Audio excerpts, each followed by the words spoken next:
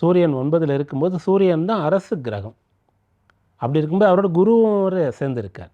அதனால் அரசு ரீதியாக சலுகைகளை பெறக்கூடிய விஷயங்களுக்கான முயற்சியை செய்யலாம்.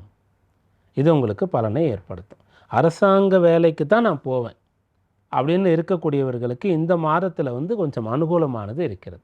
இந்த மாதத்தில் தேர்வு வந்தால் ரொம்ப நல்லது.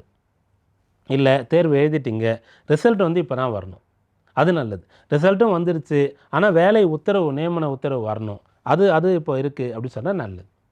இதெல்லாம் உங்களுக்கு பலாபலனாக இருக்குது. பொதுவாக இந்த மாதத்தில் ஹையர் ஸ்டடீஸ் உயர்கல்வி ரொம்ப சிறப்பாக இருக்கும். வெளியூர் போய் வெளிநாடு போய் ஹையர் ஸ்டடீஸ் படிக்கணும் அப்படின்னு சொன்னால் அந்த அம்சம் சாதகமாக இருக்கிறது.